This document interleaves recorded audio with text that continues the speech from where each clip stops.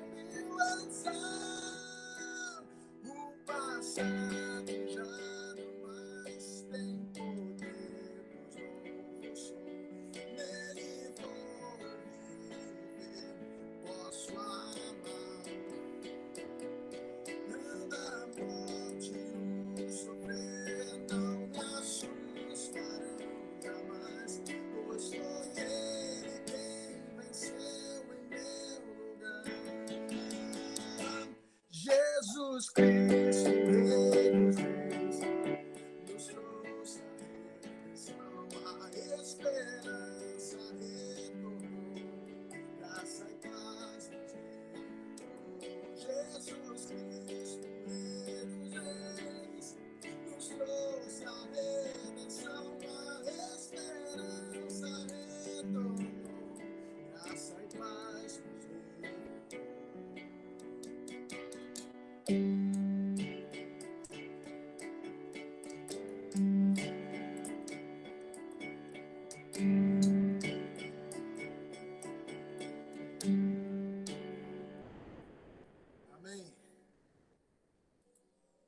cantar uma, faz tempo a gente não canta.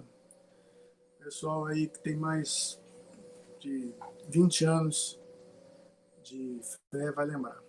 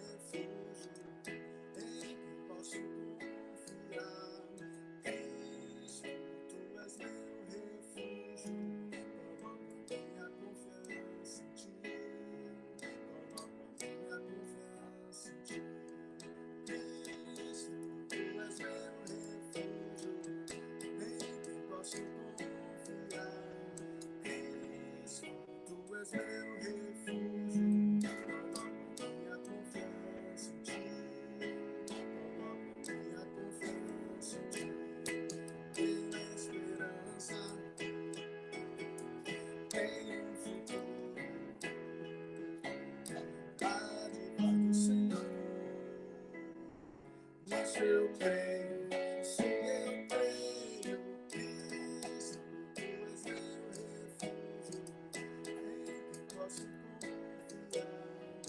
Cristo, tu és meu refúgio, minha confiança em ti,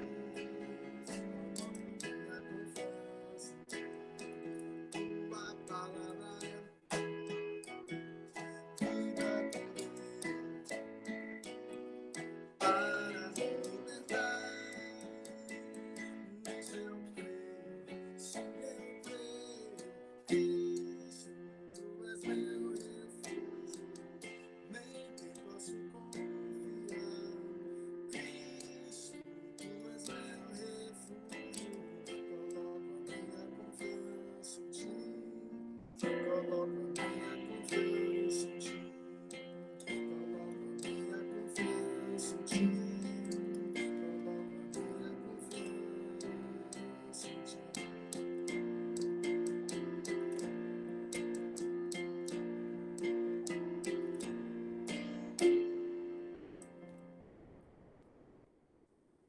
Amém.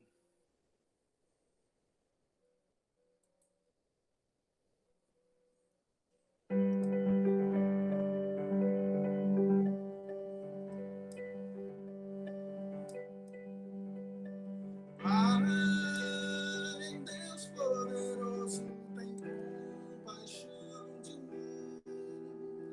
Preciso da tua graça abundante aqui. Quebra o meu coração e salva-me de mim. Faz-me bem-aventurado em ti. Pai, Deus de justiça, misericórdia, amor. Confesso que me afastei, me esqueci de ti. Eu não sou mais que os outros, me ensina a ver quem sou. Faz-me doar ao invés de possuir. Esvazia o meu ego, enche-me de ti. Ajuda-me a confiar, mesmo quando a confiança me falta. Ajuda-me a enxergar, mesmo quando meu olhar falhar.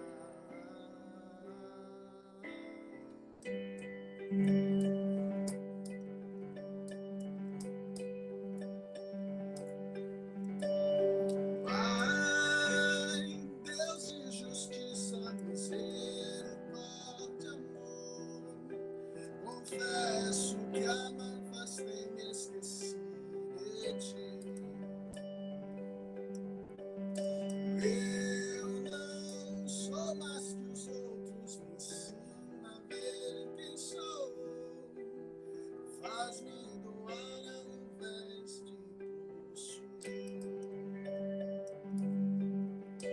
esvazia o meu ego, enche-me de ti,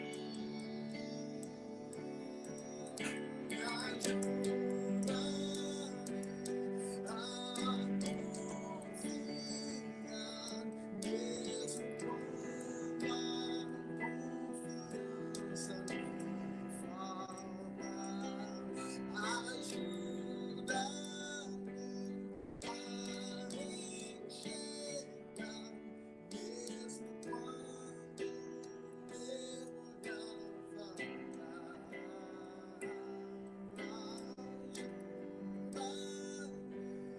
A confiar, mesmo quando a confiança me falta. Ajuda-me a enxergar, mesmo quando meu olhar faltar.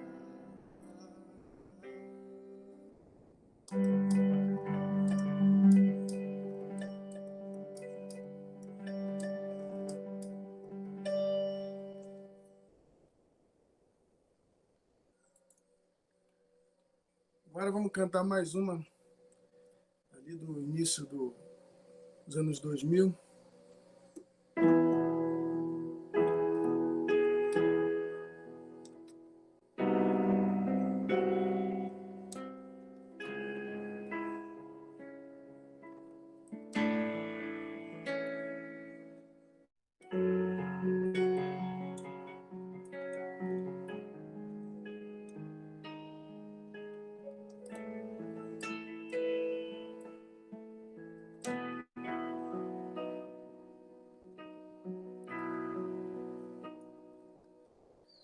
A esperança para o ferido, como árvore cortado, marcado pela dor.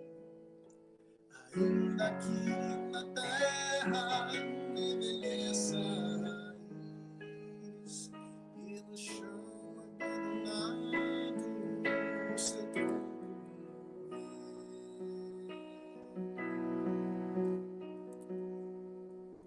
A esperança para um ferido, como árvore cortada, marcado pela dor. Ainda que na terra envelheça raiz, e no chão abandonado o seu corpo morrer. A esperança pra você, ao cheiro das águas brotará uma planta nova, florescerá, seus ramos se renovarão, não cessarão os seus frutos e viverá. Ao cheiro das águas brotará planta nova, florescerá, seus ramos se renovarão, não cessarão os seus frutos, nem viverá, seus ramos se renovarão, não cessarão os seus frutos e viverá.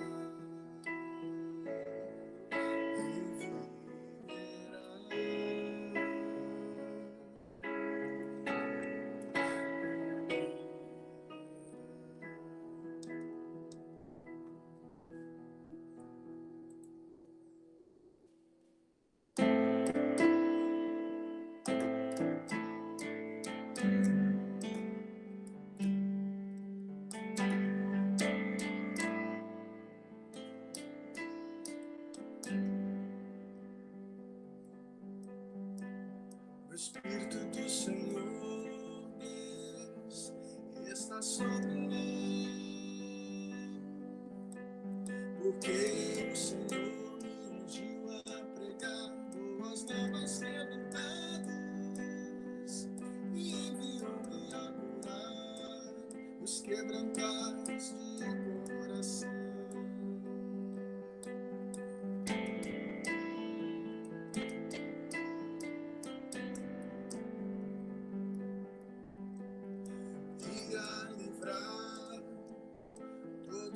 Cativos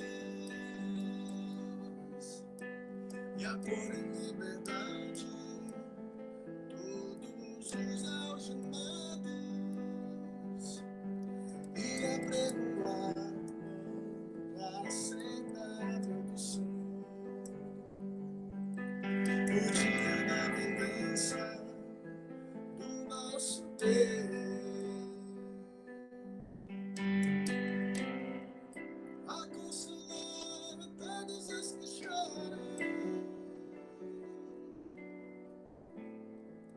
a pôr sobre os que em Sião de luto estão uma coroa ao invés de cinzas, óleo de alegria ao invés de pranto, vestes de louvor ao invés de espírito angustiado, a fim de que se chamem cavalos de justiça, a consolar todos os que choram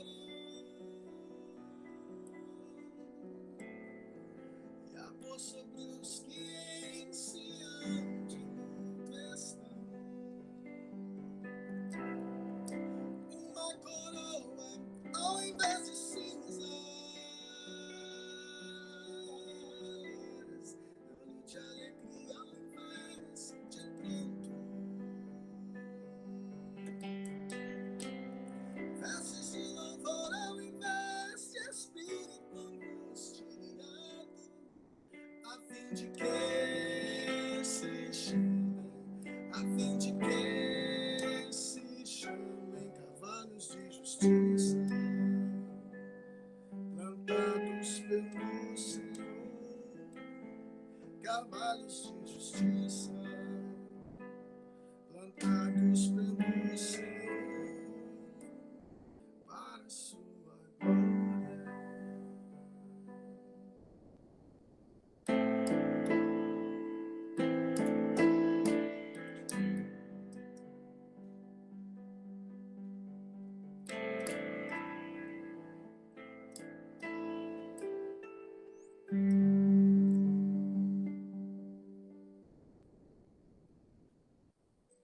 Amém?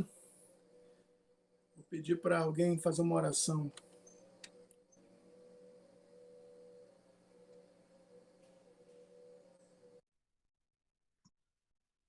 Senhor nosso Deus, nosso Pai, nós te louvamos o teu nome, Senhor Deus.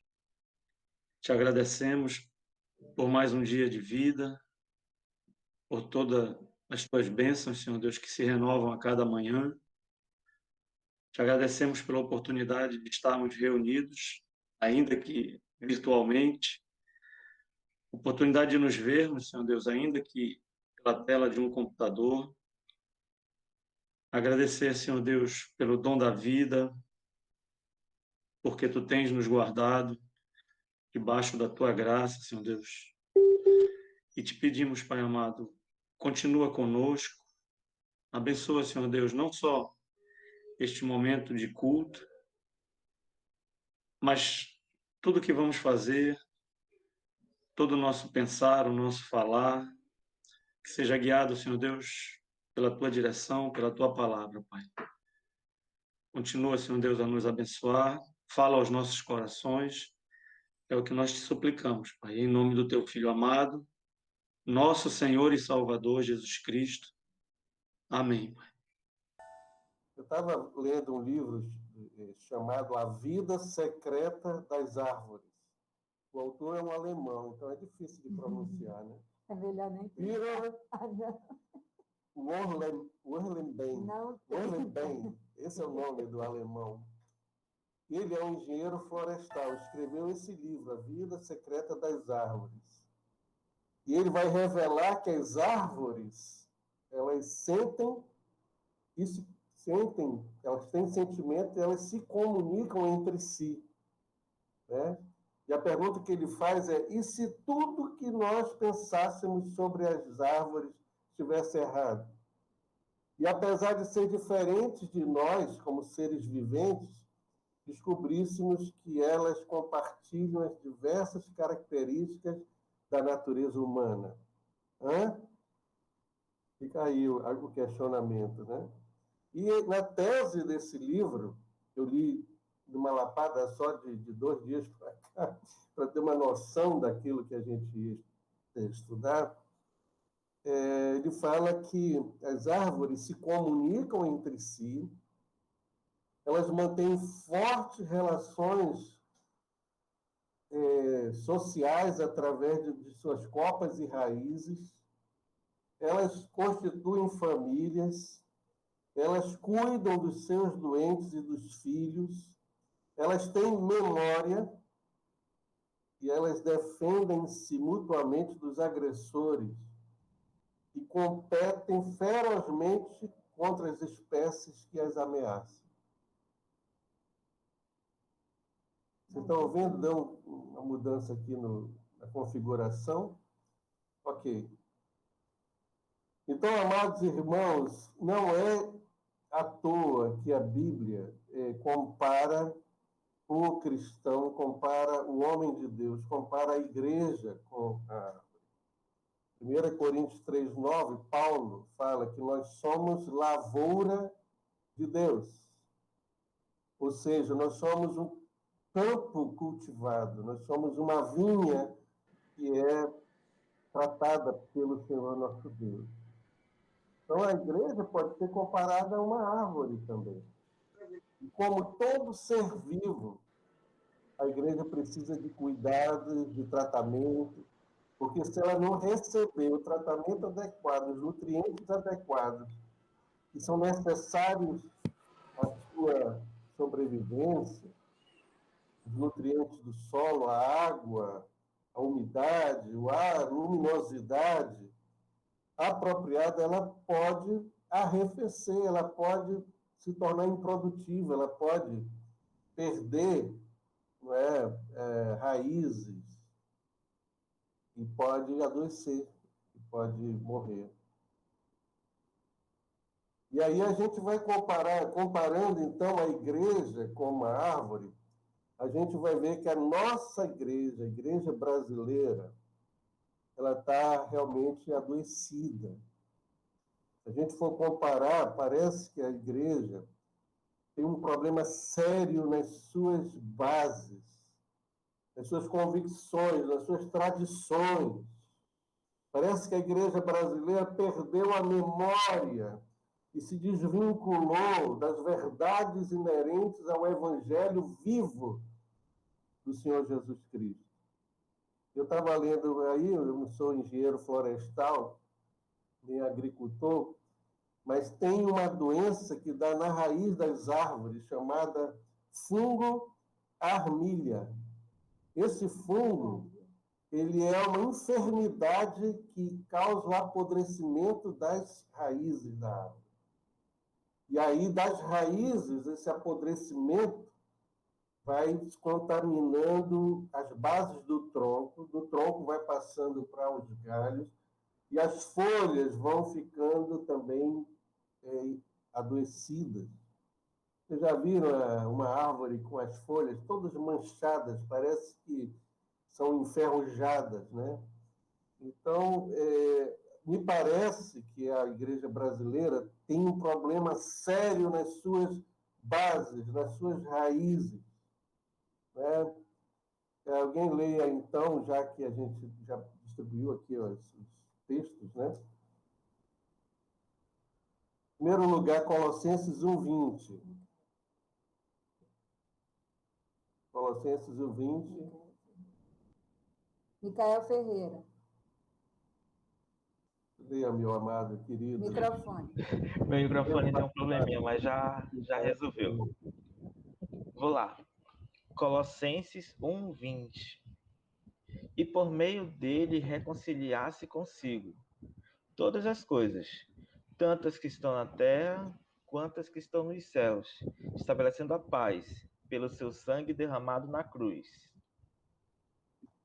Muito bem. Então, o Francis Schaeffer, que era um filósofo da década de 60 e 70, morreu em 83, ele escreveu um livro chamado A Verdadeira Espiritualidade. E ele, falando desse texto em especial, ele diz que essa reconciliação se divide em 4 partes. Quando a obra de Cristo manifesta essa reconciliação, primeiro acontece da reconciliação do homem com Deus, né? Justificados, pois, mediante a fé, temos paz com Deus. A segunda área é o homem se reconciliar consigo mesmo. A terceira, a reconciliação do homem com o próximo. E nessa ordem, primeiro com Deus. Como é que eu vou poder amar o meu irmão se eu não amo a mim mesmo? Uma reconciliação comigo mesmo. E depois uma reconciliação com a natureza. Então, são essas 4 áreas que o homem redimido, ele tem essa manifestação de reconciliação de forma natural. E aí eu queria que alguém lesse também Judas 12. Vou ler. A Helena vai ler Judas 12. Esses homens são rochas submersas nas festas de fraternidade que vocês fazem, comendo com vocês de maneira desonrosa. São pastores que só cuidam de si mesmos. São nuvens sem água, impelidas pelo vento. Árvores de outono sem frutos, 2 vezes mortas, arrancadas pela raiz. Gente, Judas é o irmão de Jesus. O Judas Iscariote já tinha batido as botas, né? Se suicidando. Então, esse Judas, apóstolo Judas, que foi convertido depois da ressurreição de Jesus, depois que o Espírito Santo foi derramado sobre a vida dele, antes o incrédulo que dizia que Jesus estava pirado, ele é muito dramático. E esse texto, ele fala que esses homens, que são pessoas, são líderes que se infiltraram no meio da igreja, estão no meio da igreja, se introduziram com dissimulação no meio da igreja. São como essa árvore desarraigada. Então, a ideia é que perdeu a raiz, ou apodreceu a raiz. Né? A semelhança da parábola das sementes, quando a semente cai no solo rochoso, e alguém leia aí, então, Mateus 13, 19 e 20. Ouvindo alguém a palavra do reino e não a entendendo, vem o maligno e arrebata o que foi semeado no seu coração. Este é o que foi semeado ao pé do caminho. O que foi semeado em pedregais é o que ouve a palavra e logo a recebe com alegria. Pode continuar. Mas não tem raiz em si mesmo. Antes é de pouca duração, e chegada a angústia e a perseguição por causa da palavra, logo se ofende. E o que foi semeado entre espinhos é o que ouve a palavra, mas os cuidados deste mundo e a sedução das riquezas sufocam a palavra e fica infrutífera. Mas o que foi semeado em boa terra é o que ouve e compreende a palavra, dá fruto, e um produz 100, outro 60 e outro 30. Amém. Então, a gente pode entender que a semente cai no caminho pedregoso, no caminho rochoso, no solo rochoso, e aí o que acontece? nasce, é muito bonitinho, está ali, o tronco, e vai aparecendo as evidências de que está vivo. Mas, porque não tem raiz em si mesmo, ela seca e morre. Aqui fala, por causa da angústia, por causa da perseguição, se ofende, né, como a versão aí do que o Daniel leu, ou se escandaliza. Ou seja, essas pessoas estão pensando que o evangelho é um mar de rosas, é que é só promessa em cima de promessa e só coisas boas que aconteçam, ou seja, a teologia da prosperidade que se infiltrou no meio do povo de Deus. E quando vem provação, quando vem angústia, se escandalizam, porque não tem raiz em si mesmo. Agora, uma pergunta, quando é que a gente sabe que a igreja brasileira está com as suas raízes enferrujadas, cheias de fungos e estão envelhecidas e apodrecidas? Quando a gente percebe que a igreja não tem mais base bíblica. A gente ouve palavras de afirmação, a gente ouve palavras de coach, a gente ouve passos disso, passos daquilo, poesias supérfluas, poesias insípidas, sem profundidade, a gente se contenta. Às vezes, no domingo, eu digo, poxa, eu falei tanta coisa profunda no domingo, o irmão vai e bota uma frasezinha com uma florzinha ali, uma coisa que não tem nada a ver com o verdadeiro evangelho. O evangelho é profundo, o evangelho é atrativo. Então, as raízes dessas pessoas, desses líderes e da igreja foram atingidas pelo fungo da arrogância e da prepotência. A gente sabe quando a igreja se torna uma empresa bem dirigida e bem sucedida e não se torna o corpo vivo de Cristo, um organismo leve, um tabernáculo ao invés de um templo, um tabernáculo móvel, volátil, móvel e dinâmico. A gente percebe quando se perde a voz profética e deixa de incomodar, de provar os espíritos e de denunciar a injustiça, de denunciar o pecado e a ganância, porque tem entrelaçamentos com interesses políticos e financeiros que as raízes ficam apodrecidas. A gente percebe que a igreja está doente quando a evangelização é mais por método do que por rede de relacionamentos informais, de amizade, aquele ramo atrativo que chama outras pessoas para baixo das suas sombras, que revela a beleza da conduta e da ética, da moral e da vida prática dos seus membros. A gente percebe que a igreja evangélica está adoecida quando ela esquece a simplicidade de Jesus e dos apóstolos e enfatiza mais em títulos e em posição social. A gente percebe que a igreja está adoecida quando ela chora menos, quando ela confessa menos, quando ela se arrepende menos, e dança mais, e pula mais, e bate palmas mais. A gente revela ou percebe que a igreja está adoecida quando ela constrói templos suntuosos, de custo caríssimos, e deixa de alcançar os menores, deixa de alcançar os pequeninos do Senhor Jesus, os menos favorecidos, os sem tetos e sem fome. Quando se faz muita propaganda de si mesma, de seus pastores, e começa a criar o culto à personalidade, seja um apóstolo, seja um bispo, seja um presidente, né? Quando esse culto à personalidade substitui e eclipsa a verdadeira adoração livre do Senhor Jesus Cristo como ele é. E a pergunta é como que a gente pode voltar, como que a gente pode ser curado, né? Então, a gente vai observar aqui algumas características, e a Helena vai ler o texto de Jó, e exatamente aquela lindíssima música do Diante do Trono, falando de Jó 14, de 7 em diante. Para a árvore, pelo menos a esperança, se é cortada, tornar a brotar, e os seus renovos vingam. Suas raízes poderão envelhecer no solo e seu tronco morrer no chão. Ainda assim, com o cheiro de água, ela brotará e dará ramos como se fosse muda plantada. Amém. Então, o que precisa para a gente reverdecer de novo, para a gente ter visto, para a gente ser árvore frondosa, com sombra, com fruto, para a gente voltar a ser uma igreja atrativa, né? Primeiro, a gente precisa de luz.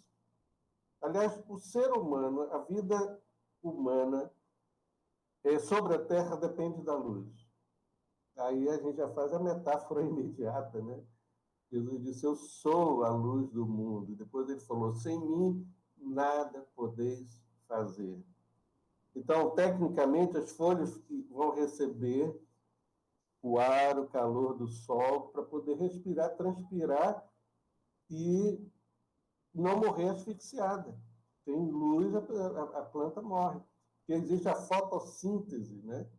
Que acontece através das folhas das árvores. Então, por influência desses raios que incidem sobre a planta, sobre a árvore, as plantas têm uma vocação para crescer, uma vocação para as alturas, né? Para se dirigirem para cima. Então, nesse sentido, a gente é como um girassol. Por que o nome é girassol? Está bem claro, né? Porque ele vai se voltando, quando o sol vai passando, ele vai em direção ao sol, né? E a Bíblia fala também que nós somos filhos da luz. Somos somos cria da luz, né?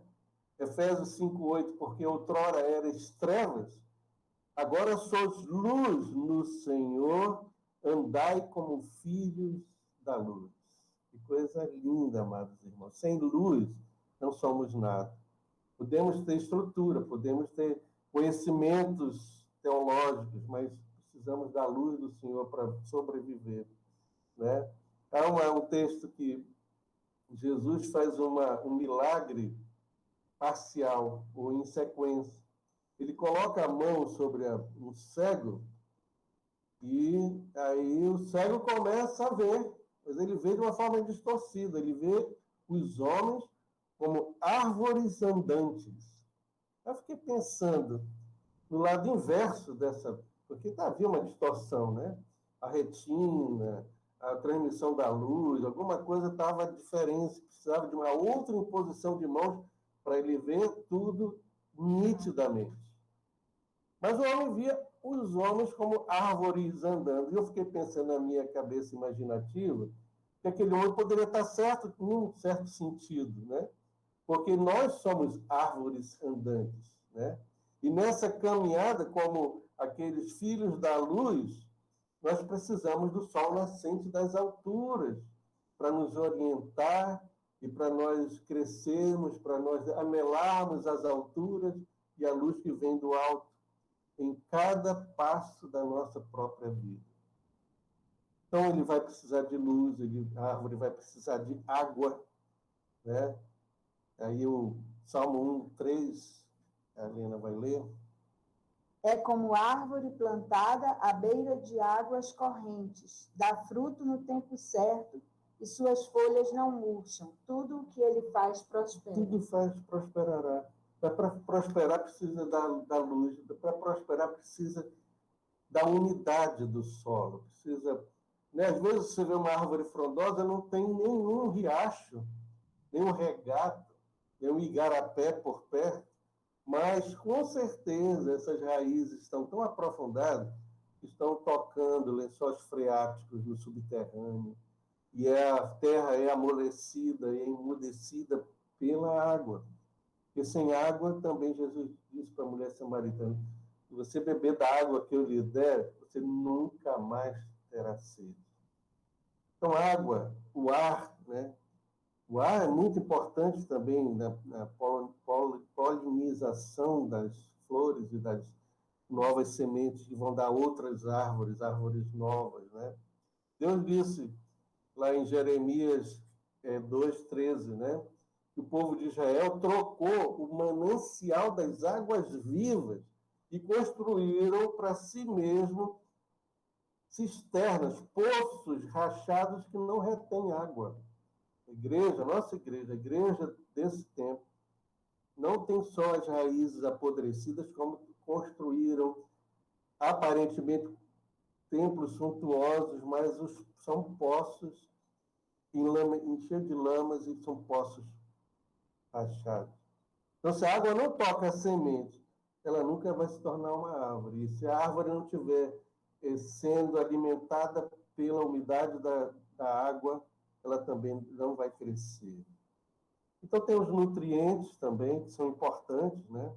Os nutrientes naturais, os sais minerais, as proteínas, as vitaminas que o próprio solo pode produzir, e os adubos que podem ser colocados também para que a árvore cresça abundante, possa crescer de forma que venha a nutrir, que venha a crescer e a produzir frutos, né? Há uma outra parábola, e Jesus era craque em falar parábolas ligadas à natureza. E ele conta a história em Lucas 13, 7, de um dono de uma vinha que veio fazer uma supervisão. O vinhateiro, que é o viticultor, que é o responsável pela vinha, está ali acompanhando o dono da vinha, e o dono da vinha está passeando e vê uma figueira no meio do vinhedo. É interessante, né? Por que essa figueira estava no centro de um vinhedo, uma árvore diferente da outra? E aí o dono da vinha foi lá procurar fruto, não tinha fruto nenhum na árvore. E aí ele falou, amigo, corta a árvore. E aí o viticultor disse, espera um instantinho, ele intercede pela árvore. E diz, não, por favor, vamos fazer um trato? Deixa por mais um ano essa árvore aí. Lembra de Isaías 61. Apregoar o ano aceitável do Senhor. Né? Ou seja, um tempo da graça, tempo que árvores infrutíferas com a raiz podre, enferrujadas, são poços de lama e são rachados, podem voltar a brotar águas novas e a árvore pode voltar a ter fruto. O viticultor intercede, se interpõe e coloca-se entre o dono da vinha que diz, corta. Não, por favor, não corta. Eu vou para a cruz, eu vou morrer por esse povo empedernido, esse povo endurecido, esse povo obstinado, esse povo que ama pecar e cultiva o seu próprio pecado. Eu vou morrer por eles. Deixa mais um ano. E nesse ano, eu vou meter a minha mão na terra e vou escavar, e vou regar, e vou colocar estrume nessa terra. E aí, talvez ele tivesse dito para o dono, olha, eu quero ver daqui a um ano, quando o senhor voltar, se essa árvore não estiver cheia de fruto. Então, gente, é linda essa metáfora sobre a árvore. E a Bíblia, o texto que a Helena leu, no Salmo 1, fala que o seu fruto que dá seu fruto na estação, na devida estação, no devido tempo, né? Então, há um tempo de maturação, né? Há as estações. Então, na estação certa, vai dar fruto.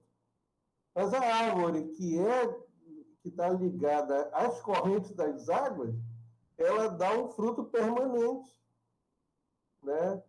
Então, é muito importante a gente entender essa metáfora da árvore, quando a gente entende que o tempo não existe, né? Ainda mais agora que a gente tem acesso à teoria quântica, né?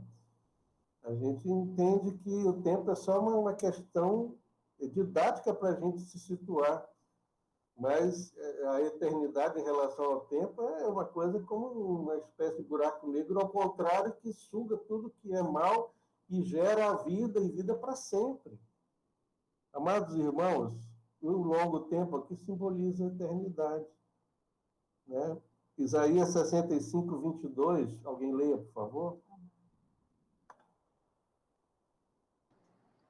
Já não construirão casas para outros ocuparem, nem plantarão para outros comerem, pois o meu povo terá vida longa como as árvores. Os meus escolhidos esbanjarão seu fruto. Como é que diz aí, Marta? E no finalzinho, os meus escolhidos Esbanjarão o fruto. esbanjarão. Que linguagem pródiga, né? Exagerada.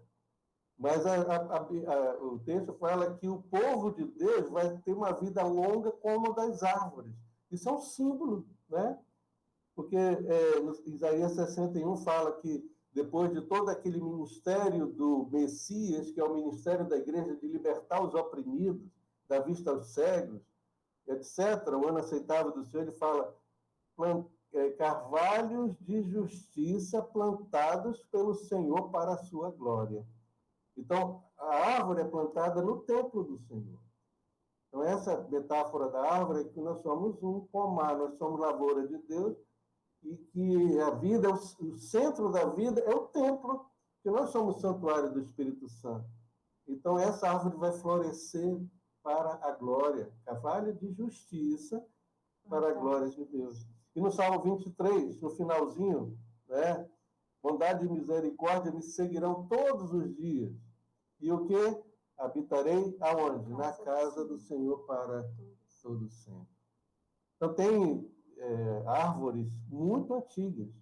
Algumas árvores nas imediações de Jerusalém, algumas oliveiras e figueiras, têm mais de 2.000 anos.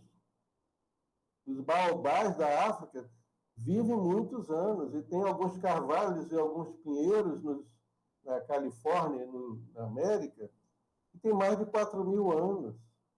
Então, é um símbolo de longevidade e de eternidade. A gente vai habitar como árvores plantadas na casa de Deus para todo sempre. E uma das características, para terminar, para a gente encerrar, é a rede de relacionamento. As árvores se apoiam umas nas outras, através das suas raízes e das suas copas, né? Quando elas se entrelaçam, você não está vendo esse entrelaçamento, porque está tudo escondido, porque o reino de Deus é debaixo do solo, é subterrâneo, é subversivo, é conspiratório. Você não vê, mas por baixo há uma rede de entrelaçamento entre as raízes.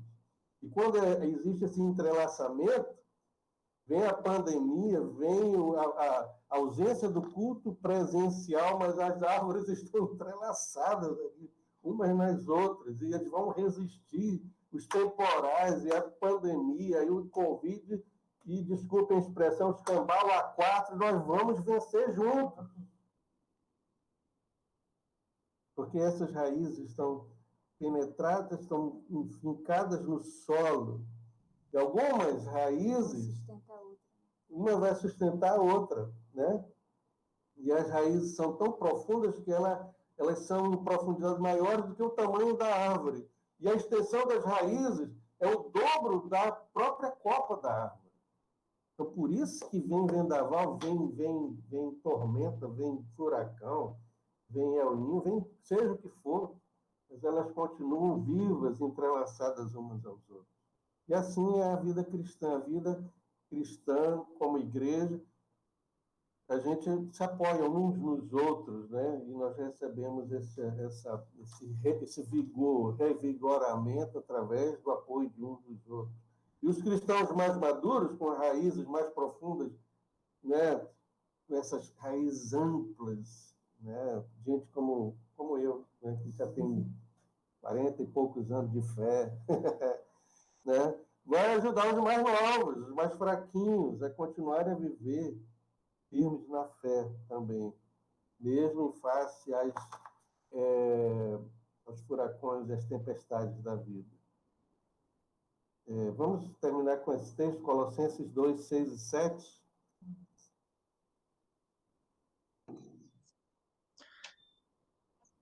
Colossenses 2, 6 e 7. Ora, como recebestes a Cristo Jesus, o Senhor, assim andai nele. Nele radicados e edificados e confirmados na fé, tal como fostes instruídos, crescendo em ações de graça. Muito bem, Edson. Aqui tem uma palavrinha, uma é tirada da área de construção, né? Edificados, mas a outra é tirada da lavoura, da agricultura, que é arraigados. Arraigados em Cristo. Esse arraigamento, porque tem gente que cria raízes próprias. Eu me lembro uma história que o Caio e o Fábio contam sobre a síndrome do camaru. O camaru é uma planta gigantesca, um tronco larguíssimo, raízes profundas, uma copa gigantesca. Só tem um problema do camaru, é que ele é um cara egoísta.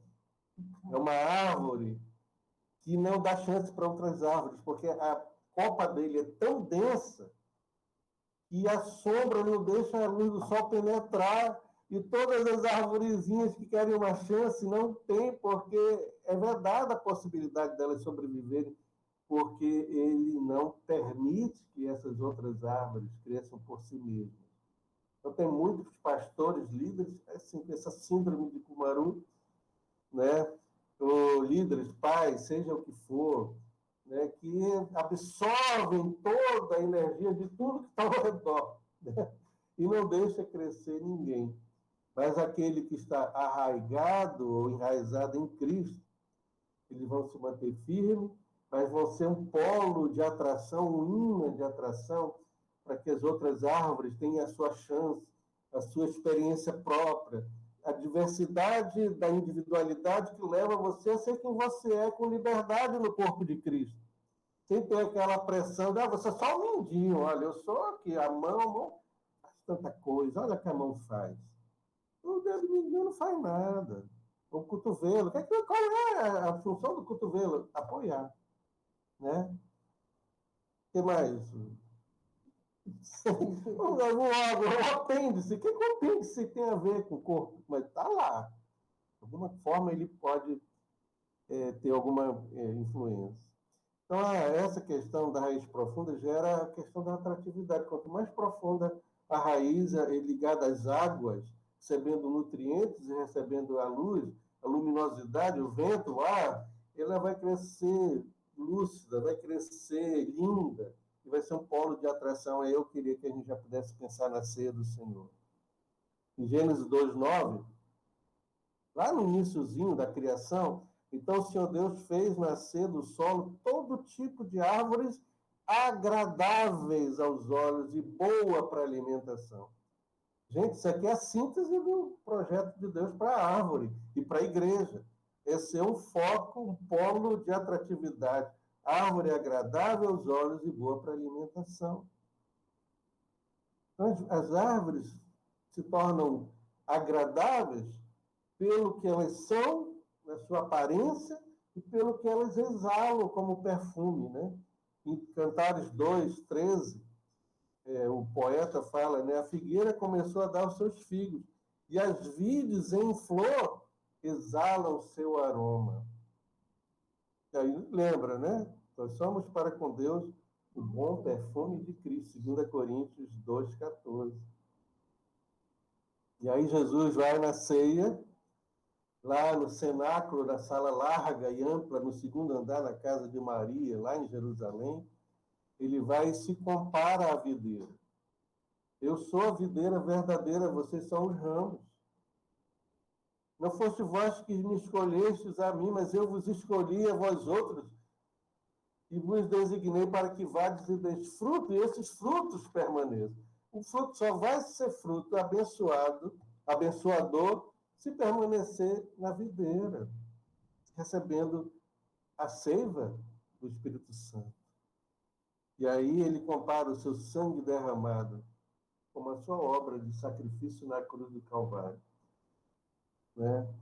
Aí eu me lembrei que em Efésios 5:2 fala que Jesus foi oferecido como oferta de aroma agradável a Deus.